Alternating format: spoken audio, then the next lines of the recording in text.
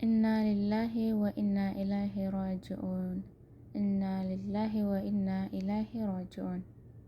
ኩሉ ነፍስን ዛኢቀቱል ሞት፣ ሁሉ ነፍስ ሞትን ቀማሽ ናት። ወላሂ ዛሬ በጣም ነው ያዘንኩት በዚህ በወንድማችን።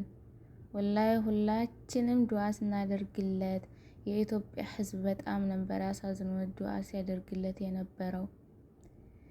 እኔ ዛሬ ዞር ዞር ስል በቲክቶክ 1-3 ቪዲዮ አየሁኝ፣ ግን ላምን አልቻልኩም። በቃ ኮሜንት ምናምን ሳነብ ራሱ ምንም በቃ ላምን አልቻልኩም ነበር ወላሂ። ግን እህቱ ፕሮፋይሏን ቀይራ ምናምን ሳይ እህቱ የእናቱ ልጅ ቲክቶክ ላለኝና አውቃታለሁኝ ፕሮፋይሏን አጥቁራለኝ ምናምን ሳይ በቃ ልብ ወከክ ነው ያለው። በጣም ነው የደነገጥኩት ማለት ነው። ኢና ሊላሂ ወኢና ኢለይሂ ራጂዑን። ይሄ ወንድማችን የማያውቀው አለ ብዬ አላስብም። ሰሞኑን በቲክቶክ በጣም የተንሸራሸረ ነበረ። ከ2 ዓመት በፊት በዱባይ ነበር የሚኖረውና ድንገት ታሞ ሐኪም ቤት ገብቶ ሲመረመር የደም ካንሰር እንዳለበትና ሕክምና እንዲከታተል እዛው ሐኪም ቤት አስገብተውት ነበረ። ይሁንና ግን 2 ዓመት ይከታተል ከርሞ አሁን ላይ ዳግመኛ እንትን ሲሉት 4ኛ ደረጃ ላይ እንደደረሰና ህንድ ሀገር ሄዶ እንዲታከም ተነገረው። ቤተሰቦችም አቅማቸው ስላልቻለ ወደ ሚዲያ አወጡትና የኢትዮጵያ ሕዝብ የዋህ ነውና የኢትዮጵያ ሕዝብ ገራም ነውና እንርዳው ብለው አዝነው ዱዓ እያደረግን ለመርዳት እንትን ብለን ሊቭ ምናምን ትከፍቱ ያው ሁሉም እየገቡ ረድተዋል፣ ዱዓ አድርገዋል። እና በአሜሪካ በዶላር 40,000 ዶላር ነበር የተጠየቀው ለሕክምናው ማለት ነው። እና በኢትዮጵያ ወደ 5 ነጥብ የሚሆን ማለት ነው። እንደዛ ነው ታልተሳሳትኩኝ የተባለው ነበርና ተሰብስቦለት ነበረ። አላህ ካልተጨመረበት በሰው ብቻ የሚሆን አይደለም። አላህ ካለ እኮ በትንሽ ነገር እኛ ስበን ማድረስ እንጂ የሚያድነው ሁሉም ከአላህ ነው። መድኃኒቱ ያለው አላህ ጋር ነው። አላህ ሆነ ያለው ይሆናል እና አላህ ደግሞ ይሆን አላለውም አላለለትም። በቃ የኢትዮጵያ ሕዝብ አዝኖ አልቅሶ ነበረ በሱ ህመም ወላሂ።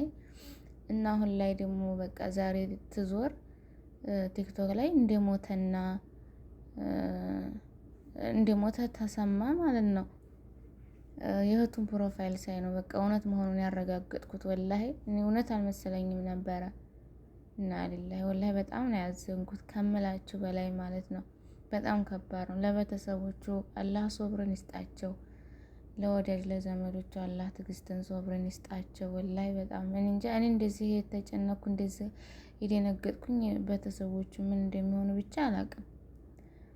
አላህ እሱን የሚራህመው ጀነተል ፊርደውስ ይወፍቀው። አላህ ይዘንለት። ሁላችንም ወደዛው ነን ተራችን እስኪደርስ እንጂ አላህ ይዘንለት። በጣም ነው የሚያሳዝነው። ይሄ ክፉ በሽታ ሰውን ሁሉ እያጠቃ ነው ያለው። አሁን ላይ ሰውን እየጨረሰ ያለው ወጣቱን፣ ትልቁን፣ ትንሹን እየጨረሰ ያለው እድሜ አይል ምን አይል ወፍር አይል ቀጭን አይል በቃ አሁን ላይ እየጨረሰ ያለው በሽታ ቢኖር ካንሰር በሽታ ነው። ለኔም እናት ዱዓ አድርጉልኝ። የኔም እናት በዚህ ህመም ተጠቂ ናት። ዱዓ አድርጉልኝ ሁላችሁም የኢትዮጵያ ሕዝብ ሁላችሁም ለእናቴ ዱዓ አድርጉልኝ። እናቴን አሞብኛል እና በጣም ፈራሁ። ልቤ ፈርቷል። እንደዚህ አይነት ሳይ በጣም ደነገጥኩ። በጣም ፈራሁ። ብቻ አላቅም። የውስጤን አላህ ነው የሚያውቀው። ሁላችሁም በዱዓችሁ አትርሱኝ። ሁላችሁም ለእናቴ ዱዓ አድርጉላት። እናቴም አሁን ላይ 4ኛ ደረጃ ላይ ደርሷል ተብላለች እና በጣም ጨንቆኛል። በጣም ከምላችሁ በላይ እንቅልፍ አልተኛም። ስራ መስራት ነው ያቃተኝ። ምግብ አይበላኝም።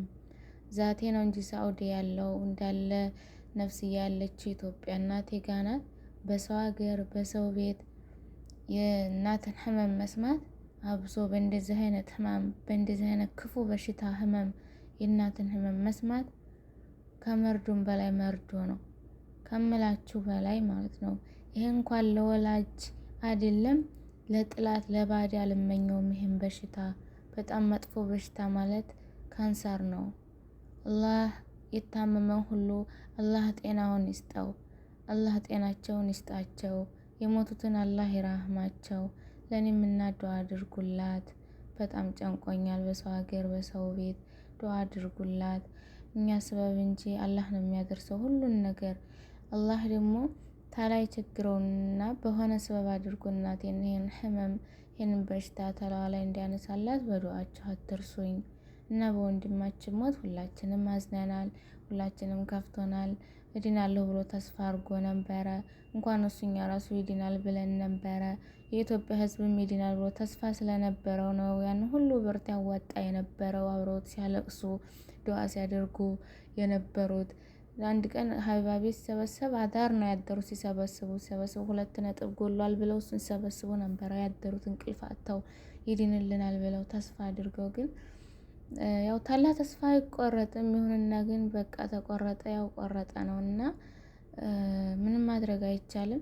እንግዲህ አላህ ይዘንለት፣ አላህ ይራህመው። እኔ እንጃ ምንም ቃላት የለኝም ወላሂ።